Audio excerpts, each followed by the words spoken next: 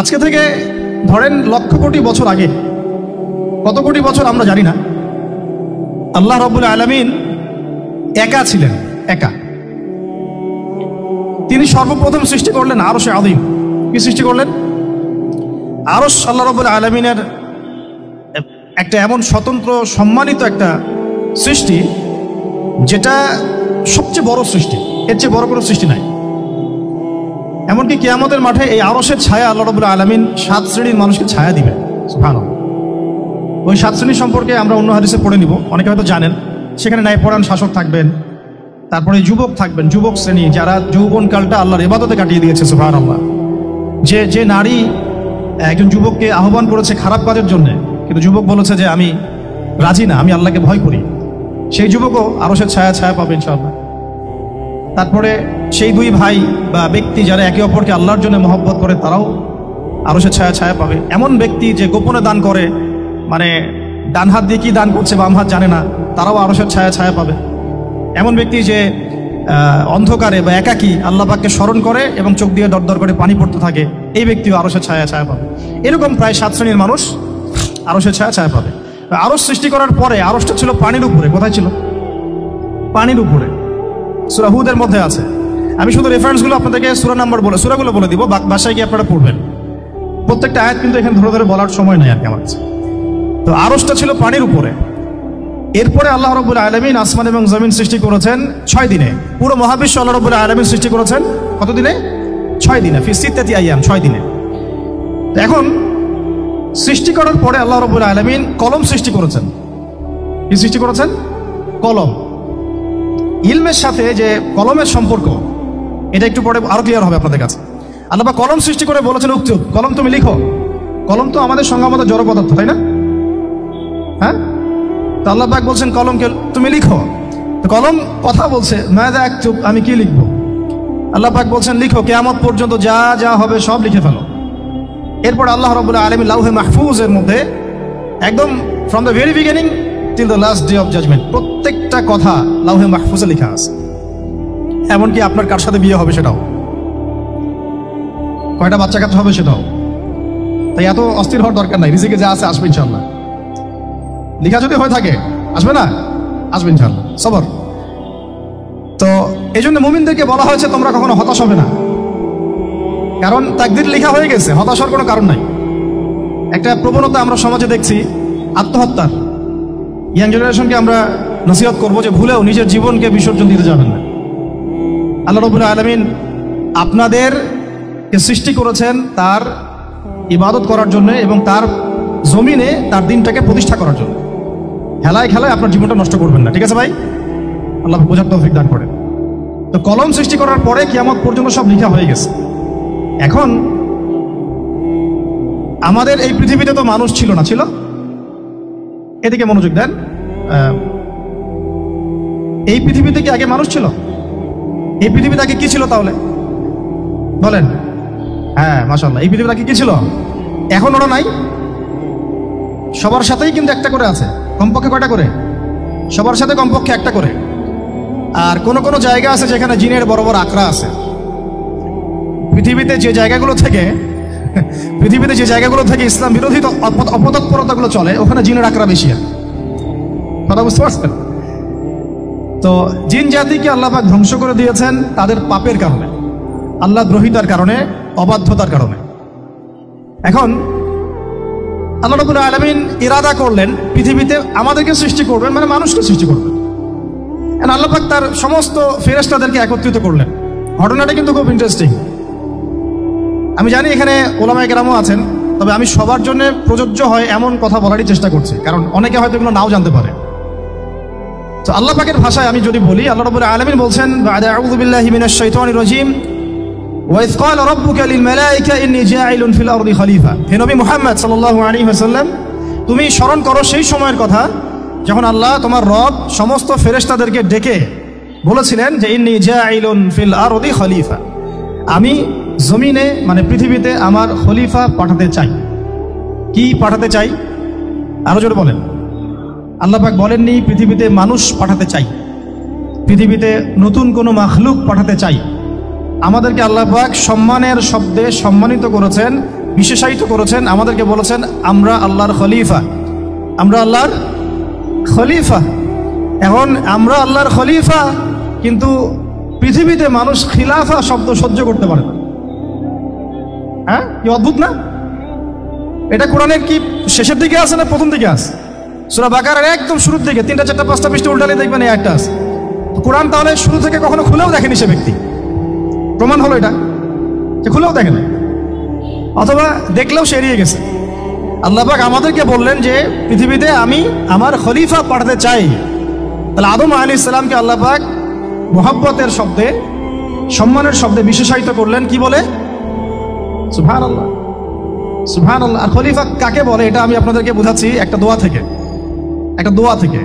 এই যে গাড়িতে করে আমরা বাসা থেকে আসলাম বা যখন কোনো সফরে যাই, আমরা একটা দোয়া পড়ি, সুবহানাল্লাযী সাখখারা লানা হাযা ওয়া মা কুন্না লাহু মুকরিনিন ওয়া ইন্না ইলা রাব্বিনা লামুনকালিবুন। এতটুকু তো পড়ি নাকি? ভাই, এগুলো পড়তে হবে। বইমেলা এসেছি শুধু লেকচার শোনার জন্য না, ছবি তোলার জন্য না। আজকে জীবনটা পরিবর্তন করার নিয়াত করে যাইতে হবে, ঠিক আছে ভাই? বই প্রকাশ করা, ছাপানো, বিক্রি করা, লেখা, এর চেয়ে বড় কথা আমার জীবনটা ইলমের আলোয় আলোকিত করা। আমি বই লিখলাম ধরেন একটা, আমার মধ্যে সেই আমল নাই, লাভ নাই। লাভ আছে? আমি বই ছাপাইছি 100, 200, 500, 1000, আমি নিজেই আমল করি না, হবে? আগে আমল, আমল জরুরি। ইলমের সাথে আমলটা খুব বেশি জরুরি। আলেম তাকেই বলা হয় যে ইলম অনুযায়ী আমল করে।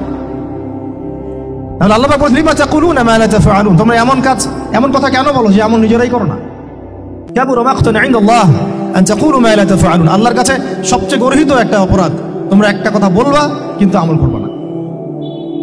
তো দোয়াটা মুখস্থ করবেন। এই দোয়ার নিচে একটা অংশ আছে, আল্লাহুম্মা আনতা সাহিবু বিস সাফারি। আমার কথাটা শুনেন, খলিফার অর্থটা বুঝেন। অনেকে তো অনেকভাবে ব্যাখ্যা করে আর কি। আল্লাহুম্মা আনতা সাহিবু ফিস সাফারি, আল্লাহ তুমি এই সফরে আমার সাথী। সফরে বের হওয়ার সময় দোয়া পড়ছি আমরা, আল্লাহুম্মা আনতা সাহিবু ফিস সাফারি, আল্লাহ তুমি এই সফরে আমার সাথী।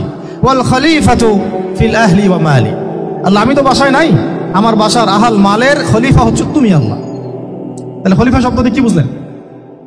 আল্লাহ আমার বাসার আহাল মালের খলিফা মানে কি? আমার স্থলাভিষিক্ত তুমি আল্লাহ, আমি ওখানে নাই বাসায়, আমি সফরে বের হয়ে গেছি, আমার স্ত্রী, আমার সন্তান, আমার মাল, আমার জান, এগুলোর দায়িত্ব তোমার, তুমি খলিফা। কত চমৎকার দোয়া।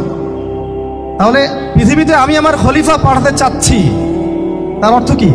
আল্লাহ রাব্বুল আলামিন এই পৃথিবীতে আমাদেরকে তার প্রতিনিধি বানিয়েছেন। সুবহানাল্লাহ, সুবহানাল্লাহ। তাহলে আমরা নিজেদের আত্মপরিচয় ভুলে গেলাম যে আমরা আল্লাহর প্রতিনিধি পৃথিবীতে, তাই না? আমরা এখন আব্রাহাম লিঙ্কনের পূজা করতেছি। আব্রাহাম লিঙ্কনের পূজা তো বুঝেন না আপনারা, এটা হচ্ছে ওই যে সকল ডেমোক্রেসি পূজা। আল্লাহ পাক বলছেন ওয়াল্লামা আদামাল আসমাআ কুল্লাহা, আল্লাহ বলছেন আমি আদমকে এই মহাবিশ্বের যত নাম আছে, নাম, নাউন্স, ইসম, সব শিক্ষা দিয়েছি। সুবহানাল্লাহ। এই মহাবিশ্বের যত নাউন্স, নাম, এখানে ইসম শব্দের অর্থ কিন্তু জ্ঞান। ইসম মানে কি? এখানে জ্ঞান। মহাবিশ্বের যে জ্ঞানগুলো আছে, এই জ্ঞানগুলো আল্লাহ পাক আমাদের আদি পিতাকে শিক্ষা দিয়েছেন। আমাদের আদি পিতাকে আল্লাহ নিজে শিক্ষা দিয়েছেন। সৃষ্টিগতভাবে আমরা জ্ঞানী ছিলাম না, আল্লাহ পাক আমাদেরকে জ্ঞান শিক্ষা দিয়েছেন। আমরা ফিলোসফির বইগুলো খুললে দেখবেন ওখানে বুদ্ধিবাদ নামে একটা মতবাদ আছে। মানে তারা বলে যে মানুষ সৃষ্টিগতভাবেই একজন বুদ্ধিদীপ্ত প্রাণী। এটা ভুল কনসেপ্ট। সৃষ্টিগতভাবে আমাদের মধ্যে জ্ঞান ছিল না, আল্লাহ পাক আমাদেরকে জ্ঞান শিক্ষা দিয়েছেন। কথা বুঝতে পারছেন? একটা মতবাদ তাদের আছে অভিজ্ঞতাবাদ, মানে মানুষ অভিজ্ঞতা থেকেই শিখে। আরেকটা আছে সমন্বয় মতবাদ, আপনারা তো এগুলো অনেকে পড়েছেন হয়তো। এর বাইরে যে একটা মতবাদ আছে যে আল্লাহর পক্ষ থেকে ওহী ভিত্তিক মানুষ জ্ঞান শিখে, এই মতবাদ কোনো দার্শনিকের বইয়ে স্থান পেল না। কি আফসোস, কি আফসোস। অথচ মুসলিম ঘরে দার্শনিক তারা। আমরাও পড়েছি ভাই 4 বছর এই কারণে গেলে। কি আফসোস, আল্লাহ পাকের ওহীর পক্ষ থেকে যে জ্ঞান আসতে পারে এইটা কনসেপ্টটাই নাই। অথচ এখানে কোরআনে আল্লাহ পাক বলছেন ওয়াল্লামা আদামাল আসমাআ কুল্লাহা, আমি আল্লাহ আদমকে সমস্ত নাম শিক্ষা দিয়েছি। সুবহানাল্লাহ। এরপরে এই যে জ্ঞান আদম আলাইহিস সালামকে আল্লাহ পাক শিক্ষা দিলেন, এর ফলশ্রুতিতেই আল্লাহ পাক বললেন যে ওয়াইজ কুলনা লিল মালাইকা উসজুদু লি আদম, হে ফেরেশতারা তোমরা এখন আদমকে সিজদা করো। কি ফেরেশতাদেরকে দিয়ে আল্লাহ পাক আমাদের পিতাকে সিজদা করালেন কিসের মানদণ্ডে? কিসের কারণে? জ্ঞানের কারণে। জ্ঞানের কারণে ফেরেশতাদেরকে আল্লাহ পাক বললেন যে এই নামগুলো বলে দাও তো তোমরা। তারা বলতে পারলো না। তারা বললো লা ইলম আল্লাহুম্মা লা ইলমা লানা ইল্লা মা আল্লামতানা, আল্লাহ আমাদের তো সেই জ্ঞান নাই, শুধু ওইটুকু জ্ঞান আছে যা আপনি আমাদেরকে শিখিয়েছেন। তখন আল্লাহ পাক বলেছিলেন যে আমি যা জানি তোমরা তো জানো না। আমি কি বলি নাই যে আমি আসমান জমিনের গায়েবের সব খবর জানি?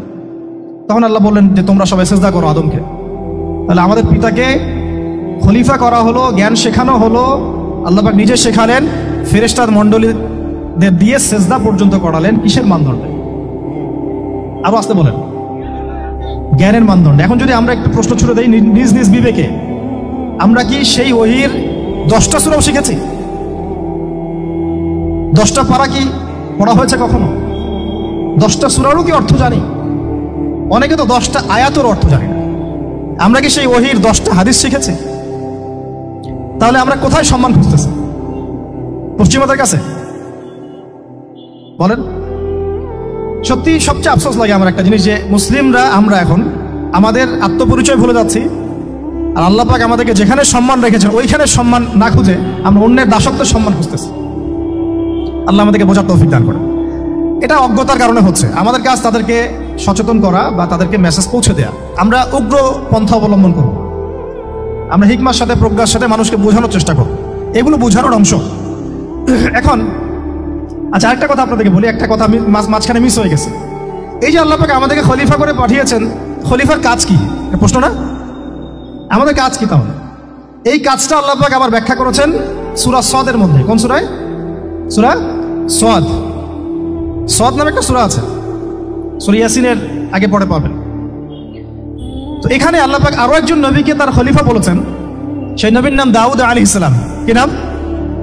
আর দাউদ আলাইহিস সালাম কিন্তু এই জেরুজালেম থেকে, যেখানে এখন ওই জায়নিস্টরা বোম্বিং করে আর কি, নিরীহ মুসলিমদেরকে হত্যা করে বিগত 70 বছর থেকে, ওই জেরুজালেম থেকে কিন্তু দাউদ আলাইহিস সালাম বিশ্ব শাসন করেছিলেন। তার পরবর্তীতে তার সন্তান সুলাইমান আলাইহিস সালামও কিন্তু ওখান থেকেই বিশ্ব শাসন করেছিলেন। আর এখনকার বানু ইসরাইল দাবিদার এই জায়নিস্টরা, তারাও কিন্তু ওই ফিকিরি করছে, ওখান থেকে তারা বিশ্ব শাসন করতে চায় এবং তারা মনে করে তাদের একজন মাসিহ আসবে, সেই মাসিহ আসলে তারা বিশ্ব শাসন করবে। আমরা সেই মাসিহের নাম জানি মাসিহুদ দাজ্জাল। কি নাম? এই দাজ্জালকে ওরা ওদের সত্য মাসিহ মনে করে, আমরা জানি হচ্ছে মিথ্যা ভণ্ড প্রতারক মাসিহ, অথচ ওরা মনে করে এটা হচ্ছে সত্য মাসিহ। এই জায়গায় তারা ধোঁকা খাচ্ছে। অথচ সত্য মাসিহ হচ্ছেন ঈসা আলাইহিস সালাম, যিনি আবার শেষ জামানায় আসবেন এবং তার হাতেই এই মাসিহুদ দাজ্জাল মারা যাবে। এবং তারপরে পুরো বিশ্বে আবার ওই খিলাফা কায়েম হবে, ওই যে খলিফা, ওটা সারা বিশ্বে কায়েম হবে। এই টাউন হলও বাদ যাবে না ইনশাআল্লাহ। এটা মানুষ মানতে চাচ্ছে না, কিন্তু মানুষ না মানলে কি? আল্লাহ পাকের নকশায় সব আঁকা আছে কখন কি হবে। কে কে কল্পনা করেছিল যে আজকে আপনারা বসে এখানে দিনের আলোচনা করবেন? হ্যাঁ, কল্পনা করা যায় তো? যে শব্দগুলো আপনারা বলছেন এগুলো বললেই তো নাই গায়ে, এখন বলছেন। কেউ কি কল্পনা করেছিল যে হঠাৎ করে এমন একটা সময় চলে আসতে পারে? কেউ কিন্তু কল্পনা করেনি, আল্লাহ পাকের নকশায় ছিল। এখানে আমাদের একটা আফসোসের কথা, এখানে মাস্টারমাইন্ড আল্লাহ রাব্বুল আলামিন। প্রকৃত মাস্টারমাইন্ড কে? আমরা ক্রেডিট নেওয়ার প্রতিযোগিতায় ব্যস্ত হয়ে আছি এখন, কার কত ক্রেডিট নেওয়া যায়। এখানে একক ক্রেডিট পাওয়ার যোগ্য কেউ না, সমস্ত ক্রেডিট কার? আল্লাহ রাব্বুল আলামিন। এটা আল্লাহর সাথে গাদ্দারি করতে যায় না, তাহলে ভুলে যাও। কারণ আমি বারবার বলেছি আপনাদেরকে, কোরআন থেকে একটা শিক্ষা আমরা শিখেছি, একটা কম যখন মাজলুম থাকে, দুর্বল মাজলুম জুলুমের শিকার হচ্ছে, আল্লাহ পাক সেই কমটাকে বাঁচান, কোনো না কোনো একজন ত্রাণকর্তাকে পাঠান, কোনো একটা সূরাতে আল্লাহ পাক সেই কমকে বাঁচায় দেন। আবার যদি এই নিয়ামতটা পাওয়ার পরে ওই কম আবার এই জুলুম শুরু করে, আবার আল্লাহ দ্রোহিতা শুরু করে, আল্লাহ পাক তার চেয়ে বড় জালেম চাপাই দিবে। কথা বুঝতে পারছেন? আল্লাহর সাথে গাদ্দারি করতে যাই না, আল্লাহ পাক আমাদেরকে বোঝার তৌফিক দান করে। এখন খলিফার কাজটা কোথায় পাবেন? কোন সূরায় ভাই বলেন? সূরা সদে আল্লাহ পাক দাউদ আলাইহিস সালামকে খলিফা সম্বোধন করে বলছেন, ইয়া দাউদ। কি চমৎকার আহ্বান! ইয়া দাউদ, হে দাউদ, ইন্না জাআলনাকা খলিফাতান ফিল আরদ। দেখো, আমি আল্লাহ তোমাকে পৃথিবীতে খলিফা করেছি। কি করেছি? খলিফা করেছে। তোমার কাজ কি শোনো, ফাহকুম বাইনান নাসি বিল হক। বোঝার চেষ্টা করেন একজন খলিফার কাজ কি। খলিফা মানে আল্লাহর প্রতিনিধি, জমিনে যে দায়িত্বশীল, অন্য মানুষের উপরে যে দায়িত্বশীল, তার কাজ ফাহকুম বাইনান নাসি বিল হক, মানুষের মাঝে ন্যায় বিচার প্রতিষ্ঠা করবে, এটা তোমার কাজ।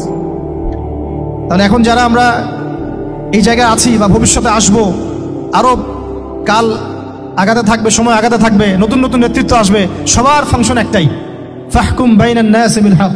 আমাদের কাজ হবে মানুষের মাঝখানে কি করা? ন্যায় বিচার, বিচার ফয়সালার ক্ষেত্রে ইনসাফ করা, ন্যায় বিচার করা। তো ন্যায় বিচার তো এখন জাদুঘরে আছে নাকি? হ্যাঁ, কোনো কোনো ক্ষেত্রে আমরা চাই না যে ন্যায় বিচার জাদুঘরে যাক, আমরা চাই আবারও ন্যায় এবং সাম্যের সমাজ প্রতিষ্ঠা হোক। ইনশাআল্লাহ এরপর থেকে আমরা কোনো অন্যায় সহ্য করব না। ইনশাআল্লাহ এরপর থেকে আমরা কোনো জল্লাদতন্ত্র কায়েম করতে দিব না। আমাদের যা আছে তাই নিয়ে প্রতিবাদ হবে ইনশাআল্লাহ। কারণ এখনকার প্রজন্ম প্রতিবাদের ভাষা বুঝে। এখন যদি আপনারা আবার সেই প্রাচীন জুলুমের তন্ত্রে মন্ত্রে ফিরে যান, তাহলে আল্লাহর গজব চলে আসবে, বড় গজব। তো খলিফার কাজ কি ভাই? কি কাজ বললাম বলেন? মানুষের মাঝখানে ন্যায় বিচার প্রতিষ্ঠা করা। আচ্ছা, আরো আছে আয়াত শেষ হয় নাই। আল্লাহ পাক বলছেন ওয়ালা তাত্তাবিউল হাওয়া, ন্যায় বিচার করতে গিয়ে নিজের দাসত্ব মানে প্রবৃত্তির অনুসরণ করো না। ন্যায় বিচার করতে গিয়ে নিজের প্রবৃত্তির অনুসরণ করো না, মন গড়া বিধানের অনুসরণ করো না। আমার মামা, আমার চাচা, আমার খালু পার করে দিও না। প্রবৃত্তির অনুসরণ মানে কি? মন যাচাই তাই করো না। ন্যায় বিচার করতে গিয়ে আল্লাহ পাকের বিধান মেনে চলো। কারণ সূরা মাইদাতে আল্লাহ পাক বলেছেন আয়াত নাম্বার 44, 45, 47-এ, ওয়ামান লাম ইয়াহকুম বিমা আনজালাল্লাহ ফাউলাইকা হুমুল কাফিরুন, যারা আল্লাহ পাকের হুকুম অনুযায়ী বিচার ফয়সালা করে না তারা কাফির। 45-এ কি আল্লাহ বলছেন ওয়ামান লাম ইয়াহকুম বিমা আনজালাল্লাহ ফাউলাইকা হুমুল ফাসিকুন, যারা আল্লাহ পাকের বিধান অনুযায়ী বিচার ফয়সালা করে না এরা ফাসিক, পাপাচারী। 47 নম্বর আয়াতে কি আবার বলছেন ওয়ামান লাম ইয়াহকুম বিমা আনজালাল্লাহ ফাউলাইকা হুমুজ জালিমুন, যারা আল্লাহর হুকুম বিধান অনুযায়ী বিচার ফয়সালা করে না এরা জালেম। তো কাফেরও বলেছেন আল্লাহ, ফাসিকও বলেছেন, জালেমও বলেছেন। তাহলে বিচার ফয়সালা করার ক্ষেত্রে আল্লাহ পাকের বিধানকে সর্বোচ্চ অগ্রাধিকার দিতে হবে। নিজের প্রবৃত্তির অনুসরণ করা যাবে না। যদি করে তাহলে কি হবে? ইউদিল্লাকা আন সাবিলিল্লাহ, তাহলে এটা তোমাকে আল্লাহর রাস্তা থেকে সরায় নিয়ে যাবে। এর ফলে কি হবে? জেনে রাখো ইন্নাল্লাযীনা ইউদিল্লুনা আন সাবিলিল্লাহ লাহুম আযাবুন শাদীদ বিমা নাসু ইয়াওমাল হিসাব। এটা পরে দেয়, নিশ্চয়ই যারা আল্লাহ পাকের সরল পথ থেকে বিচ্যুত হয়ে গেছে তাদের জন্য কাল কিয়ামতের মাঠে আছে আযাবুন শাদীদ। আযাবুন শাদীদ মানে কঠিন কঠিন যন্ত্রণাদায়ক শাস্তি, এই কারণে যে তারা কিয়ামতের দিনটাকে ভুলে গিয়েছে। শাদীদ এর অর্থটা কি এটা বোঝার জন্য আপনাকে সূরা হাদীদ পড়তে হবে। কোন সূরা? আসলে কোরআনের আয়াতগুলো হচ্ছে আকাশের তারার মতো। তারা দেখবেন আকাশের, তারা দেখাও সুন্নত। ইসলাম তো রসকসহীন ধর্ম না রে ভাই, সবকিছুই আছে এখানে। আসলে আমরা জানি না বলে আমরা মনে করি যে এখানে কোনো বিনোদনই নাই, তাই না? এই গান বাজনা না করলে কি হয়, মন শান্তি হয়, এরকম একটা ভাব। যদি আপনি কোরআনের ভিতর ঢুকে যান, আপনার হৃদয়ে এমন নূর আসবে, এমন তৃপ্তি আসবে যে ওগুলো আপনার শুনতে ইচ্ছা করবে না। আপনি কান বন্ধ করে ফেলবেন, নিজেই বলতেই হবে না। এখন কিছু নতুন ইসলামিস্ট আসছে, তারা এগুলোকে ইসলামের অন্তর্ভুক্ত বলে মনে করার দাবি করতেছে, যেগুলো এগুলো তো নিষেধ নাই, এগুলো তো নিষেধ করা হয় নাই। কতটুকু জানেন ইসলাম সম্পর্কে আপনি? না জেনে কেন কথা বলেন? নবী সাল্লাল্লাহু আলাইহি ওয়াসাল্লাম রাস্তা দিয়ে হাঁটছেন, ওই সময় তো অনেক পূজা অর্চনা ইত্যাদি হতো মক্কায়। তো এখানে ঢাক ঢোলের শব্দ আসছে। নবী সাল্লাল্লাহু আলাইহি ওয়াসাল্লাম নিজের 2 আঙ্গুল কানের মধ্যে ঢুকিয়ে দিলেন, দিয়ে পাশে একজন সাহাবী তাকে জিজ্ঞাসা করছেন হাঁটতে হাঁটতে হাঁটতে হাঁটতে, তুমি কি এখন আওয়াজ শুনতে পাচ্ছ? সাহাবী বলেন না ইয়া রাসূলুল্লাহ, এখন আওয়াজ শুনতে পাচ্ছি না। তখন তিনি হাত কান বের করলেন। এটা নবীর সুন্নাত। আর আমরা নবীর সুন্নাতকে উল্টাই দিচ্ছি কিভাবে দেখেন, আমাদের কানেই এখন ইয়ারফোন। উনি যেটা শুনে কান বন্ধ করতেন ওইটা আমরা কানে ঢুকায় রাখছি একবার। আল্লাহ আমাদেরকে বোঝার তৌফিক দান করেন। দেখেন আমরা তো সবাই পাপী। আমার মনে হয় না আমরা কেউ নবী সাল্লাল্লাহু আলাইহি ওয়াসাল্লামের সুপারিশ ছাড়া পার পাবো, এমনটা মনে হয় না আমাদের। সবাই পাপী, আপনি আমি আমরা সবাই। তো সেই যে নবীর সুপারিশ আমরা প্রত্যাশা করছি, সেই নবীর সুন্নতকে যদি এইভাবে অবজ্ঞা করতে থাকি তাহলে কি সুপারিশ পাবো ভাই? কি মনে হয় আপনাদের? অ্যাটলিস্ট সুন্নতকে তো সম্মান করতে হবে নাকি? আল্লাহ বোঝার তৌফিক দান করেন। আমি তাহলে যেটা বলছিলাম যে আল্লাহ পাকের বিধান অনুযায়ী বিচার ফয়সালা করতে হবে, এটা খলিফার কাজ। ন্যায় বিচার করতে হবে মানুষের মাঝখানে, এবং নিজের প্রবৃত্তির অনুসরণ করা যাবে না, তাহলে আল্লাহর পথ থেকে দূরে সরাই দিবে। এখানেই বললাম শাদীদ বুঝতে গেলে আপনাকে কোন সূরা পড়তে হবে? সূরা হাদীদ। আকাশের তারার কথা কেন বললাম? যে আকাশের তারাগুলো যদি মেলাতে পারেন দেখবেন বিভিন্ন শেপ তৈরি হয়। প্রত্যেকটা তারার অবস্থানের গাণিতিক একটা ব্যাখ্যা আছে। যারা অ্যাস্ট্রোনমি নিয়ে পড়াশোনা করেন তারা জানেন, এগুলা সবাই জানবেন না। প্রত্যেকটা তারাকে আল্লাহ পাক এত সূক্ষ্মভাবে স্থাপন করেছেন যে যদি একটু সামান্য একটু ডানে বামে এগুলো সরে যায়, মহাবিশ্বের এই স্থিতিশীলতা নষ্ট হয়ে যাবে।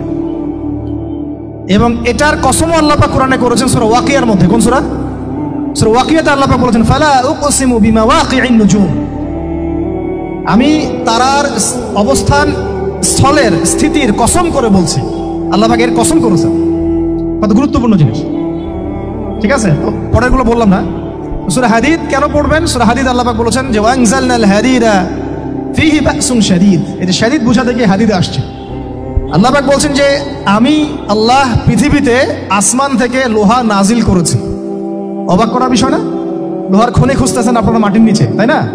আল্লাহ পাক বলছেন আমি লোহা নাজিল করেছি। আনজালনা, ঠিক যেমন ইন্না আনজালনাহু ফি লাইলাতুল কদর, আমি লাইলাতুল কদরে কোরআন নাজিল করেছি, আসমান থেকে নাজিল হয়েছে, তাই না? এরকমই ওয়া আনজালনাল হাদিদা, আমি হাদিদ লোহা নাজিল করেছি। ফিহি বাসুন শাদীদ, যে লোহার মধ্যে আছে কঠিন শক্তি আছে না? আয়রন যে অণু পরমাণুগুলো, এগুলোর শক্তি সবচেয়ে বেশি না? কেমিস্ট্রিতে আপনারা পড়েছেন। তাহলে এখন আল্লাহ পাক বলছেন কিয়ামতের দিন তাদের জন্য আযাবুন শাদীদ, যারা আল্লাহ পাকের খলিফার দায়িত্ব পালন করবে না, যারা খলিফার দায়িত্ব পেয়েও ন্যায় বিচার করবে না, ইনসাফ করবে না, প্রবৃত্তির অনুসরণ করবে, ঠিক আছে, আল্লাহর পথ থেকে বিচ্যুত হয়ে যাবে, তাদের জন্য কিয়ামতের মাঠে এই শাস্তি আছে। তাহলে আমরা কি খলিফা শব্দ বুঝতে পারলাম? আমাদের পিতা যে খলিফা, এটা কি বুঝতে পারলাম? তাহলে এখন বলেন তো, প্রত্যেক নবী কি আল্লাহর খলিফা ছিলেন না? ছিলেন কি না? প্রত্যেক নবী কি আল্লাহর বিধান দিয়ে বিচার ফয়সালা করেন নাই? মানুষের মাঝখানে ইনসাফ করেন নাই? ন্যায় বিচার প্রতিষ্ঠা করেন নাই? এরপরে সাহাবায়ে কেরামের যুগে তারা কি ন্যায় বিচার প্রতিষ্ঠা করেন নাই? তাহলে হঠাৎ করে কি হলো বিশ্ববাসীর মধ্যে যে একেবারে কোরআন হাদিস এই মৌলিক বিষয়গুলো, এগুলো সব পাশ কাটিয়ে আমরা মানব রচিত বিধানগুলোর দিকে চলে গেলাম? রহস্যজনক না বিষয়টা? এটা হচ্ছে দাজ্জালীয় একটা শাসন আসতেছে সামনে। দাজ্জাল নিজেকে খোদা বলে দাবি করবে, সে সমস্ত মানব জাতিকে বুঝাবে যে সেই খোদা, নাউযুবিল্লাহ। সে অনেক ভেলকি দেখাবে, মানুষকে তার দিকে টেনে নিয়ে আসবে, এমনকি সে এক হাতে জান্নাত এক হাতে জাহান্নাম নিয়ে ঘুরবে। নবীজি বলেছেন যে তার জান্নাতে প্রবেশ করবে ওটাই তার জাহান্নাম, আর যে তার জাহান্নামে প্রবেশ করবে সেটাই হচ্ছে জান্নাত। তাহলে পুরো বিশ্ববাসীকে আল্লাহ থেকে দূরে সরিয়ে একটা গডলেস ওয়ার্ল্ডে রূপান্তরিত করার একটা তৎপরতা চলছে, লক্ষ্য করতেছেন না? এটা মূলত আপকামিং যে দাজ্জালীয় সভ্যতার ভবিষ্যৎবাণী নবীজি করেছেন, এই দিকেই ওয়ার্ল্ড যাচ্ছে আস্তে আস্তে ওই দিকে যাচ্ছে। তবে নবীজি এটাও বলেছেন সাল্লাল্লাহু আলাইহি ওয়াসাল্লাম যে আমার উম্মতের মধ্যে একটা তাইফা, একটা দল, কিছু মানুষ সব সময় হকের উপর অটল থাকবে ইনশাআল্লাহ, কিন্তু তাদের সংখ্যা হবে খুব কম। এখন আমাকে আপনারাই বলেন যে ওই হকের উপর অটল থাকতে হলে আমার সেই জ্ঞান লাগবে কি লাগবে না? বলেন। যেই জ্ঞান আমাদের পিতাকে শেখানো হয়েছে, দেখবেন প্রত্যেকটা মানুষের মধ্যে কিছু প্রতিভা আছে, সৃজনশীলতা আছে না? একটা বুদ্ধিদীপ্ত একটা তাড়না মানুষের ভিতরে কাজ করে। এটা কোত্থেকে আসছে জানেন? আমাদের পিতার ডিএনএ থেকে আসছে। আমাদের পিতার ডিএনএ থেকে, আমরা কিন্তু সবাই তার সন্তান। এরপরে পৃথিবীতে মানুষ পাপাচারে যখন লিপ্ত হলো প্রচন্ড রকম, তখন নূহ আলাইহিস সালামকে আল্লাহ পাক পাঠান এবং তিনি প্রায় 950 বছর দাওয়াতের কাজ করলেন, 40টা বা 80টা পরিবার ইসলাম কবুল করলো। তখন আল্লাহ পাক এই মুমিনদেরকে বাদ দিয়ে সবাইকে গারদ করে দিলেন, ধ্বংস করে দিলেন। মানে আমরা যারা পৃথিবীতে এখন বেঁচে আছি, যে আপনি আমি, আপনাদের নাম আমি জানি না, আমরা যারা বেঁচে আছি, আমরা কিন্তু কোনো না কোনোভাবে ওই 40 বা 80 পরিবারের সন্তান। আমরা আত্মীয়, কিন্তু আমরা সবাই কিন্তু আত্মীয়, জানেন? 40টা বা 80টা পরিবার বাদ দিয়ে বাকি সব মানুষকে আল্লাহ পাক ধ্বংস করে দিয়েছিলেন নূহ আলাইহিস সালামের মহাপ্লাবনে। ঘটনা জানেন না? 40 বা 80টা পরিবারকে বাদ দিয়ে বাকি সবাইকে আল্লাহ পাক ধ্বংস করেছেন ওই মহাপ্লাবনে। তাহলে এখন এই বিশ্বে যত মানুষ আছে তারা কয়টা পরিবারের সন্তান? ওই 40-80। আমরা কোনো না কোনোভাবে একে অপরের আত্মীয় হই, মুসলিম অমুসলিম সবাই, মুসলিম অমুসলিম সবাই। আমরা যে অসাম্প্রদায়িকতার কথা বলি না, এই শব্দটাকে ভালো অর্থে নেওয়া যায়। কি অর্থে? অন্যান্য ধর্মাবলম্বী মানুষ যারা, তারা তাদের ধর্ম স্বাধীনভাবে পালন করবে, কোনো সমস্যা নেই, আমরা তাদের এই কাজে বাধা দিতে যাব না। একইভাবে আমরা আমাদের ধর্ম স্বাধীনভাবে পালন করব, তারা এখানে কোনো বাধা দিতে পারবে না। সিম্পল। তারা তাদের উৎসব তাদের মতো পালন করবে, আমরা আমাদের উৎসব আমাদের মতো পালন করব। না আমি মূর্তি পাহারা দিতে যাব, আর না আমি মূর্তি ভাঙতে যাব। সিম্পল। আমি পাহারাও দিতে যাব না, ভাঙতেও যাব। সিম্পল। আমরা কি কুরবানিতে তাদেরকে বলতে পারবো ভাই আসেন আমার বাসায় দাওয়াত খান? এটা হয় কখনো? লাকুম দীনুকুম ওয়ালিয়া দিন, আপনাদের দিন আপনাদের, আমাদের দিন আমার। সিম্পল। এই অর্থে ঠিক আছে, কিন্তু সব ধর্ম মিলে যে নতুন ধর্ম বানানোর চেষ্টা করা হচ্ছে বাংলাদেশে, এটা ঠিক নাই। এটা শুভঙ্করের ফাঁকি। সব ধর্ম মিলে নতুন ধর্ম করার কোনো সুযোগ নাই। আমরা সবাই এক পরিবারের সন্তান। এখন আমাকে বলেন, নূহ আলাইহিস সালামের একটা ছেলে ছিল, নাম জানেন? কি নাম বলেন? না না, মাশাআল্লাহ। কয় ছেলে ছিল তার? হ্যাঁ, না, মূলত 4জন সন্তান থেকে বড় বড় 4টা গোত্র সৃষ্টি হয়েছে। শাম এক সন্তানের নাম কি? এটাকে কেন্দ্র করে এই যে সিরিয়ান কন্টিনেন্টে, পুরো প্যালেস্টাইন, সিরিয়ান, অ্যারাবিয়ান কন্টিনেন্টে যত মানুষ তার বংশধর, ঠিক আছে? হাম, একটা সন্তানের নাম হাম। এখান থেকে আফ্রিকার যে কালো কালো মানুষগুলো সব তাদের বংশধর। একটা হচ্ছে ইয়াফাস, ইউরোপিয়ান যারা সাদা চামড়া সব এদের বংশধর। আরেকটা যে কেনা, এই ছেলেটা কি বলেছিল, বাবা ডাকছে নৌকায় আসো তাড়াতাড়ি, নৌকায় আসো তাড়াতাড়ি, না হলে আজকে আল্লাহ পাক আযাব দিয়ে ধ্বংস করে দিবেন। সে নবীর সন্তান হওয়ার পরেও আল্লাহ প্রদত্ত ওহীর জ্ঞানকে মূল্যায়ন না করার কারণে ধ্বংস হয়ে গেল। আর ওই 40টা বা 80টা পরিবার নাজাত পেল কিভাবে? আল্লাহর পক্ষ থেকে নাজিলকৃত ওহীর জ্ঞানকে প্রাধান্য দিয়ে আনুগত্য করে। তাহলে কোন জ্ঞানকে আমরা প্রাধান্য দিব ভাই? আমি বলছি না যে আমরা দুনিয়াবী জ্ঞানগুলোকে শিখবো না, ওই প্রসঙ্গে আমি একটু পরে আসছি যে আমরা শিখবো এবং কিভাবে শিখবো, কতটুকু শিখবো। আগে এই অংশটুকু শেষ করি। ঠিক একইভাবে আপনারা কি আদ জাতির নাম জানেন? আদ, সামুদ। ওই যে সৌদি আরব এখন যেখানে লাইন বানাচ্ছে, লাইন প্রজেক্ট, ওই আলোলা বলে, আলোলা লাইন প্রজেক্ট বানাচ্ছে দেখবেন অনলাইনে। ওই জায়গা দিয়ে নবী সাল্লাল্লাহু আলাইহি ওয়াসাল্লাম তাবুক যুদ্ধের সময় গিয়েছিলেন। যাওয়ার সময় তিনি বলেছিলেন, তোমরা মাথা নিচু করে কান্নাকাটি করতে করতে এখান থেকে অতিক্রম করো। সাহাবীরা মাথার উপর কাপড় দিয়ে কান্নাকাটি করতে করতে জায়গাটা পার করেছেন, কারণ ওই জায়গায় সামুদ জাতি ছিল যাদেরকে ধ্বংস করা হয়েছে। ওটা হচ্ছে এখন পর্যটন স্পট। সুবহানাল্লাহ। তো আদ এবং সামুদ জাতিকে আল্লাহ পাক ধ্বংস করলেন, কিন্তু তাদেরকে করেন নাই যারা ওহীর জ্ঞানকে প্রাধান্য দিয়েছিল। ইব্রাহিম আলাইহিস সালাম কোন জ্ঞানের বদৌলতে আল্লাহকে চিনলেন? মানব রচিত জ্ঞান নাকি আল্লাহর পক্ষ থেকে নাজিলকৃত জ্ঞান? বলেন। মূসা আলাইহিস সালাম কোন জ্ঞানের বদৌলতে ফিরআউনের মতো এই যে কি বলবো প্রতাপশালী একজন শাসকের সামনে দাঁড়িয়ে বুক ফুলিয়ে ইসলামের দাওয়াত দিলেন? কোন জ্ঞানের আলোকে? ওহীর জ্ঞান। আর ওহীর জ্ঞান যখন নাজিল করা হয়েছে তখন তিনি দোয়াটা পড়ছিলেন, রব্বি ইশরাহ লি সাদরি ওয়া ইয়াসসির লি আমরি ওয়াহলুল উকদাতাম মিন লিসানি ইয়াফকাহু কওলি। প্রত্যেক নবী, ইউসুফ আলাইহিস সালাম কারাগারে 12 বছর থেকেছেন। কত বছর?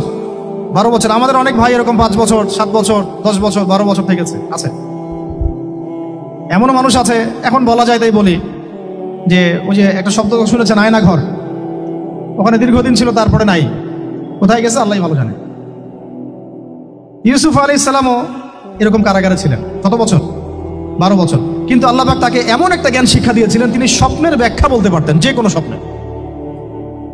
রাজা স্বপ্ন দেখলেন যে 7টা গাভী, জীর্ণ শীর্ণ গাভী, মোটা তাজা গাভীকে খেয়ে ফেলছে, স্বপ্নের ব্যাখ্যা কেউ দিতে পারে না।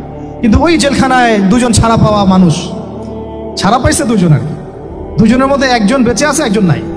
মানে 2 জন বসে বসে ইউসুফ আলাইহিস সালামকে বলছিলেন যে আমরা একটা স্বপ্ন দেখলাম যে আমার মাথায় রুটি আছে, পাখি এসে রুটি খেয়ে ফেলছে, আর আমি স্বপ্ন দেখলাম যে আমি শরাব পান করাচ্ছি, ব্যাখ্যা কি? ইউসুফ, তোমাকে সত্যবাদী বলে জানি। ইউসুফ আলাইহিস সালাম বললেন, তোমার মাথায় রুটি যেটা খেয়ে নিচ্ছে, তার মানে তোমাকে শুলদণ্ড দেওয়া হবে, আর তুমি যে পানি পান করাচ্ছ, তার মানে তুমি নাজাত পাবে, ছাড়া পাবে। হলেও তাই। আর যে নাজাত পাবে তাকে ইউসুফ আলাইহিস সালাম বলে দিলেন যে তুমি রাজদরবারে গিয়ে আমার কথা বলো, আমার কথা আলোচনা করো। সে ভুলে গিয়েছিল। পরে যখন এই স্বপ্নটা দেখলো বাদশা, তখন বাদশা সবাইকে ডাকলো, ডেকে বললো যে এই গাভীর স্বপ্নের ব্যাখ্যা কি? তখন এই ব্যক্তির মনে পড়ছে, আর ইউসুফ তো ব্যাখ্যা দিতে পারে। সে গিয়ে ইউসুফ আলাইহিস সালামকে ডেকে নিয়ে আসতেছে যে এই রাজা স্বপ্ন দেখছে, ব্যাখ্যা কি? স্বপ্ন কিন্তু আপনার কাছে শুনে একটা স্বাভাবিক মনে হচ্ছে, আরে গাভীর আবার স্বপ্নের কি ব্যাখ্যা? তখন ইউসুফ আলাইহিস সালাম ব্যাখ্যা দিলেন যে 7 বছর ফসল ফলবে আপনাদের এলাকায়, তারপরে 7 বছর হবে দুর্ভিক্ষের সময়। কিসের সাথে কিসের ব্যাখ্যা? এই জ্ঞান কে শিখালেন তাকে? এই ইন্টারপ্রিটেশনের জ্ঞান কে শিখালেন? তাহলে জ্ঞানের মূল উৎস কে? আমার কথা বলার উদ্দেশ্য কি বুঝতে পারছেন? যত জ্ঞান তার মূল উৎস কে? স্বপ্ন একটা জ্ঞান, যদি সেটা সত্য হয়। আর জেনে রাখবেন, কিয়ামতের আগে আগে মুমিনদের স্বপ্ন বেশি বেশি সত্য হবে। ঠিক আছে? মূসা আলাইহিস সালামকেও সেই আল্লাহ জ্ঞান শিক্ষা দিলেন। ঈসা আলাইহিস সালাম এই কুষ্ঠরোগীর গায়ে হাত বুলালে ভালো হয়ে যায়। হ্যাঁ, অন্ধ ব্যক্তির মানে চোখে হাত বুলালে ভালো হয়ে যায়। এমনকি মৃত ব্যক্তিকে তিনি বলছেন কুম বিইজনিল্লাহ, আল্লাহর হুকুমে দাঁড়িয়ে যাও, দাঁড়িয়ে গেল। এই জ্ঞান কে দিয়েছেন তাকে?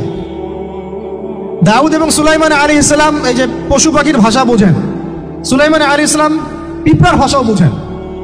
আপনাদের সায়েন্স কি পিঁপড়ার ভাষা বোঝে? হ্যাঁ, আমরা তো এখন সায়েন্সকে সবকিছুর মানদণ্ড মনে করি, তাই না? সায়েন্স যদি বলে হ্যাঁ তাহলে হ্যাঁ, না বললে না। মানে এমন একটা ভাব, দেখেন সায়েন্সকে আমরা ইলাহ বানাইছি, ইলাহ, উপাস্য। সায়েন্স যদি বলে যে পৃথিবী থেকে অমুক অমুক কোটি কোটি আলোকবর্ষ দূরে একটা গ্রহের সন্ধান পাওয়া গেছে, নাম দিল ধরেন যে আলফা এক্স ওয়াই জেড কিছু একটা, ওখানে হুরপড়ি আছে, হ্যাঁ ওখানে দুধের সাগর আছে, মধুর সাগর আছে। তো মানুষ তখন বিশ্বাস করা শুরু করবে, হ্যাঁ হ্যাঁ তাই তো থাকতেই পারে। নাসা বলেছে না হয়ে পারে, নাসা মন্তব্য করেছে না হয়ে পারে। ওরকম যদি বলে অনেক দূরে একটা আগুনের একটা বিশাল ইয়া পাওয়া গেছে, গ্রহ পাওয়া গেছে, ওখানে আযাব দেওয়া হয়, শাস্তি দেওয়া হয়, ওখানে অন্য মাখলুক আছে, ওদের ভাষা এলিয়েন আর কি, মানুষ বিশ্বাস করে। কিন্তু আল্লাহ পাক কোরআনে বলছেন যে সুলাইমান আলাইহিস সালাম পিঁপড়ার ভাষাও বুঝতেন, ওই কথা বিশ্বাস করতে চাচ্ছে না। সুলাইমান আলাইহিস সালাম বাতাসে ফ্লাই করতে পারতেন, এটা বুঝতে পারতেছেন, বিশ্বাস করে না। তাহলে ওই প্রযুক্তি না থাকলে এয়ারক্রাফট কিভাবে আবিষ্কার করলেন? যে প্রযুক্তিগুলো পৃথিবীতে চলে গেছে ইতিমধ্যে, ওগুলো ভবিষ্যতেও আসতে পারে। যেমন একটা প্রযুক্তির কথা বলি, সুলাইমান আলাইহিস সালাম বসে আছেন, একজনকে বললেন না সাবার রানী বিলকিসের সিংহাসন কে নিয়ে আসতে পারবে? একজন বললো যে আপনি উঠে দাঁড়াইতে যতক্ষণ সময় লাগে এর মধ্যে নিয়ে আসবো। উনি বললেন যে হবে না, এটাতে হবে না, তুমি স্লো, তুমি 3G 4G না, এত স্লো স্পিডে আমার হবে না। এই কথা বলেন নাই, মজা করলাম আর কি। আমাদের ইউটিউবার আবার এই অংশ কাট করে আবার প্রচার করে দিতে পারে। দেখেন কিসের সাথে কি ব্যাখ্যা করলো, কোরআনকে 3Gর সাথে তুলনা করলেন আবু তোহাদ না, ব্যাস কাম সারা দেশে ওইটাই ইস্যু। তখন মহা মুসিবত, মানে বাঙালি জাতির মধ্যে দিন প্রচার করা। আমাদের সালাফদের ভাগ্য ভালো যে তারা আগেই, মানে এই প্রযুক্তি আসার আগেই দুনিয়া থেকে তারা চলে গেছে। মুশকিল না, যত ইস্যু এগুলোর কারণেই সৃষ্টি হয়। তো যাই হোক, প্রসঙ্গে আসি, কোথায় ছিলাম ভাই, যে কথা হারায় ফেললাম। হ্যাঁ আরেকজন বললেন যে না, আপনি চোখের পলক ফেলতে যতক্ষণ লাগে এর মধ্যে দেখবেন সিংহাসন সামনে। সুবহানাল্লাহ, কি প্রযুক্তি বলেন! এই প্রযুক্তির সামনে কি বিশ্ববাসী যেতে পেরেছে? দেখেন সুলাইমান আলাইহিস সালামের বাতাসে ফ্লাই করাটা কিন্তু এখন পৃথিবীতে খুব কমন হয়ে গেছে। আমরা সবাই ফ্লাই করতেছি বাতাসে, তাই না? যদি আপকামিং কোনো সময় আপনি দেখেন যে এইরকম চোখের পলকেই একটা বস্তু আরেকটা জায়গা থেকে এক জায়গায় চলে আসতেছে, আমি অবাক হব না ইনশাআল্লাহ। কারণ কোরআনে অতীতে এই ঘটনার দলিল আছে। বুঝাতে পারতেছি না? এক কথায় সমস্ত জ্ঞানের মূল উৎসকে। এরপরে আসেন, অত আর লম্বা করছি না, আমাদের নবী মুহাম্মদ সাল্লাল্লাহু আলাইহি ওয়াসাল্লাম আসেন। আমরা তো তার উম্মত। 23 বছরে, একটু মনোযোগ দেন, এটা আলোচনার লাস্ট পার্ট, ঠিক আছে? 23 বছরে তিনি পুরো জাহেলিয়াতকে পরিবর্তন করে দিয়েছেন। কত বছরে? 23 বছর। আপনারা কি জানেন যে আইয়ামে জাহিলিয়াতে আসলে কি কি সমস্যা ছিল? কেন ওই যুগটাকে আমরা জাহিলিয়াত বলি? বেসিক্যালি 5-6টা সমস্যা ছিল। কয়টা? 5-6টা। 1 নম্বর শিরক। 1 নম্বর কি? আমার সাথে বলেন। শিরক আমাদের ওয়ার্ল্ডে নাই, এটা তো গ্লোবাল শিরক চলতেছে এখন। শুধু ধর্মীয় শিরক চলতেছে নাকি? এখন শিরক হচ্ছে পলিটিক্সে, শিরক হচ্ছে ইকোনমিক্সে, শিরক এডুকেশনেও আছে, শিরক কালচারের মধ্যেও আছে। কথাগুলো বুঝতে হবে একটু গভীরভাবে। তখন সমস্যা ছিল রিবা, সুদ। এখন নাই। রিবা ছাড়া কোনো সিস্টেম আছে এখন ওয়ার্ল্ডে? আমি গতকালকে একটা হাদিস মোতালা করছিলাম সুদ সংক্রান্ত। নবীজি বলেছেন সাল্লাল্লাহু আলাইহি ওয়াসাল্লাম যে একটা যুগ আসবে সামনে, সুদবিহীন কোনো মানুষই চলতে পারবে না। যে চলতে চাইবে তার গায়েও সুদের ছিটা ফোটা গিয়ে লাগবে। আসে নাই সেই যুগ? সুবহানাল্লাহ, কিভাবে তিনি এত স্পেসিফিকলি কথাগুলো বলতে পারেন? নিশ্চয়ই তিনি এমন একজন সত্তার কাছ থেকে জ্ঞান পেয়েছেন যিনি সব জানেন, অতীত, বর্তমান, ভবিষ্যৎ, তাই না? এমনকি নবীজি বলেছেন ইমামুল মাহদির সময় যে 10 জন ঘোর সাওয়ার বের হবে এবং তারা গিয়ে খোঁজ নিতে যাবে যে দাজ্জাল বের হয়েছে কিনা, নবীজি বলছেন আমি সেই 10 জনের নামও জানি, তাদের বাবার নামও জানি। সুবহানাল্লাহ, সুবহানাল্লাহ। কিয়ামতের মাঠে আলী রাদিয়াল্লাহু আনহু, আবু বকর রাদিয়াল্লাহু আনহু, ওমর, উসমান রাদিয়াল্লাহু আনহুম আজমাইন, তাদের হিসাবটা কেমন হবে ওইটাও নবী সাল্লাল্লাহু আলাইহি ওয়াসাল্লাম আগেই বলে দিয়েছেন। সবচেয়ে দ্রুত হিসাব হবে এই উম্মতের আলী ইবনে আবি তালিব রাদিয়াল্লাহু আনহু। যাবেন, বের হবেন, শেষ। কি মানুষ, তার জীবনীটা পড়ে দেখবেন। আমি শেষের দিকে বলে দিব আপনাদেরকে আজকে, এবং এটা রেকর্ডেড থাকবে, ইনশাআল্লাহ অনলাইনে দিয়ে দিব, যে আপনারা কোন কোন সাবজেক্টের বই কিনবেন। বই মেলা তো শুধু মানে আসলেন একটা র্যান্ডমলি বই কিনলেন এমন না, টপিক ধরে ধরে সাবজেক্ট ওয়াইজ বই কিনতে হবে, ঠিক আছে ভাই? বই কেনার পিছনে টাকা পয়সা খরচ যদি না করেন, মানে দিনের জন্য অর্থ ব্যয় করার মানসিকতা না থাকে, এলেম পাওয়া যাবে। অনেক মুহাদ্দিস নিজের গায়ের জামা খুলে দিয়ে পর্যন্ত বই নিয়ে বাসায় গিয়েছে, জানেন? তাদের সমস্ত সম্পত্তি বিক্রি করে দিয়েছেন বই কেনার জন্য। আজকে সকালে আমাদের এক ভাই মোজাকারা করছিলেন যে আমারই এক ওস্তাদ, বাংলাদেশের অনেক বরেণ্য একজন আলেমে দিন, প্রবীণ আলেমে দিন, তার কথা আলোচনা হচ্ছিল যে তিনি কিতাব পড়তে পড়তে পড়তে হঠাৎ একটা কিতাব তিনি খুঁজে পাচ্ছেন না। তো ছাত্রদেরকে পাঠালেন যে খুঁজে নিয়ে আসো তো, কোথায় আছে? কেউ খুঁজে পায় না।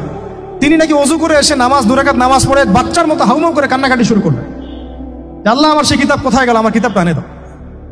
তলাবুল ইলম কাকে বলে দেখেন, ইলমের তালেব, ইলমের ছাত্র কাকে বলে? এই যে ইলমের ছাত্র, আমরা কি ছাত্র হইতে পারছি? একটা বইয়ের দাম যদি দেখি 100 টাকা, বাস আমাদের গায়ে লাগে। 100 টাকা দিয়ে তো আপনার গার্লফ্রেন্ডকে নিয়ে বসতে গায়ে লাগে না, বসলে তো 500 টাকা চলে যায়।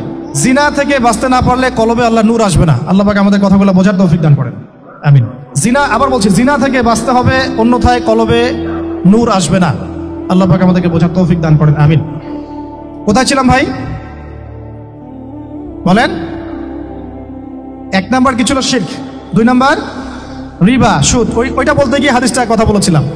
এই সুদটা কি এখন বেশি না কম? এখন সুদ মানুষ খাচ্ছে, যুক্তিও দিচ্ছে যে এই যুগে এখন সুদ না খাইলে কি চলে।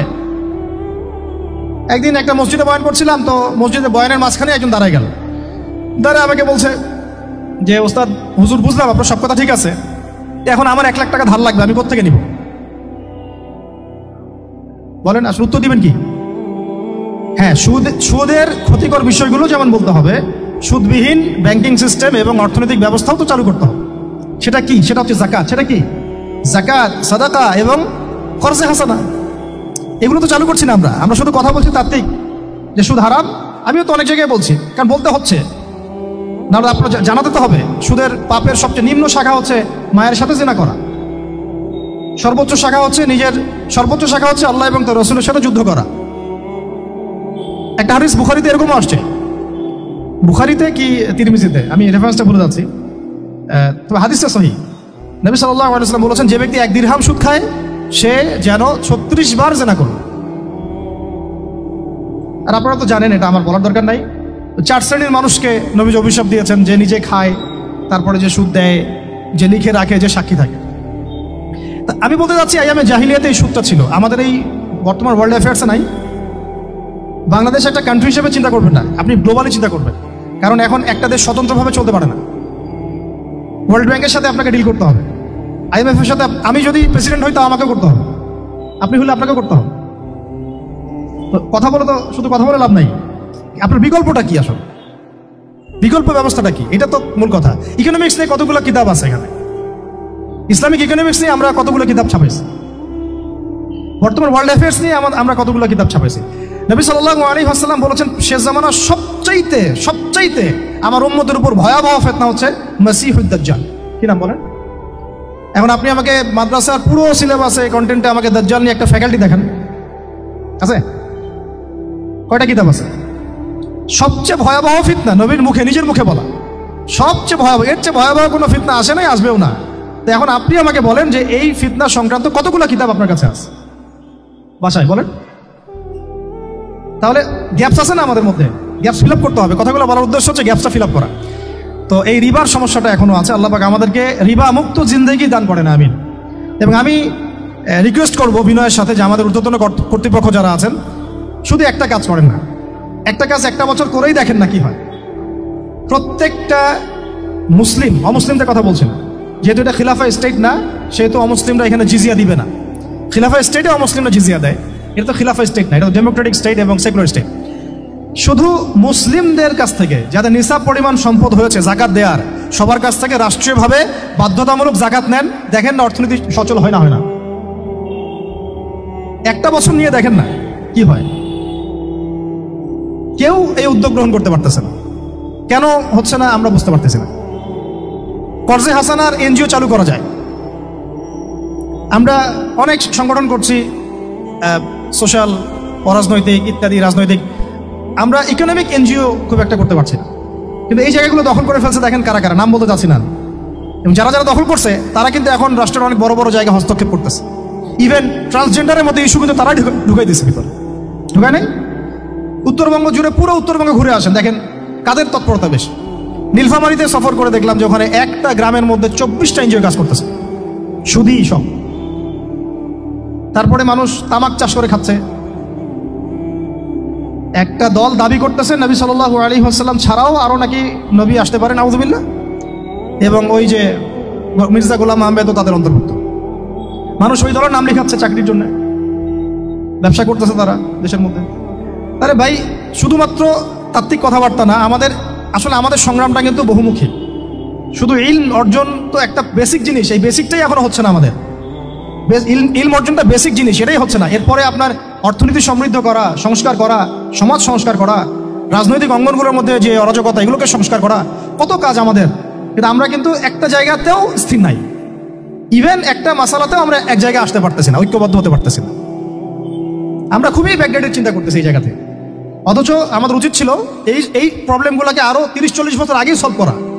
তাহলে এখন হয়তো আপনি ভালো কিছু পেতেন। আমাকে একটা প্রতিষ্ঠান দেখান যেখানে নুরানি থেকে নিয়ে, মানে নুরানি থেকে দাওরা বা ক্লাস নার্সারি থেকে মাস্টার্স, এরকম সিলসিলায় ইসলামিক শিক্ষা এবং জেনারেল শিক্ষাকে একত্রিত করে একটা সিলেবাস মেনটেন করে পড়ানো হচ্ছে। আমাকে কয়েকটা প্রতিষ্ঠানের নাম বলেন, আমি ওখানে আমার মেয়েকে ভর্তি করাবো। আমাকে দেন, রেডিমেড দেন, আমার ছেলেকে ভর্তি করাবো। আমরা ফিকির করতেছি না। এটা হওয়া উচিত ছিল বিগত 30 বছর আগেই।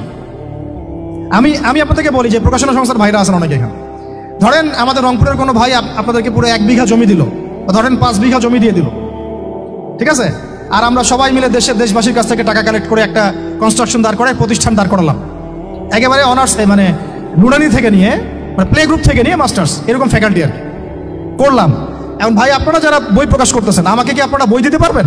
প্রত্যেকটা ক্লাসে আমি কোন কোন বই পড়াবো পারবেন? আমাকে কি সিলেবাস দিতে পারবেন? কথা বলেন। প্লে গ্রুপে কোন কোন বই পড়াবো আমাকে দেন, নার্সারিতে দেন, STD 1-এ দেন, 2-তে দেন, 3-তে দেন, 5-এ দেন, এভাবে আপনি আমাকে ক্লাস 10 পর্যন্ত দেন। তারপরে কি আপনি আমাকে অনার্স, মাস্টার্স, এই ফ্যাকাল্টিগুলো আলাদা আলাদা, এগুলো কি ইউনিভার্সিটি আদলে আপনি কি আমাকে সাজা দিতে পারবেন? আমরা জায়গা দিব, টাকা দিব, প্রতিষ্ঠান করে দিব। প্রকাশনা সংস্থা থেকে কি আমরা এতটুকু পেতে পারি?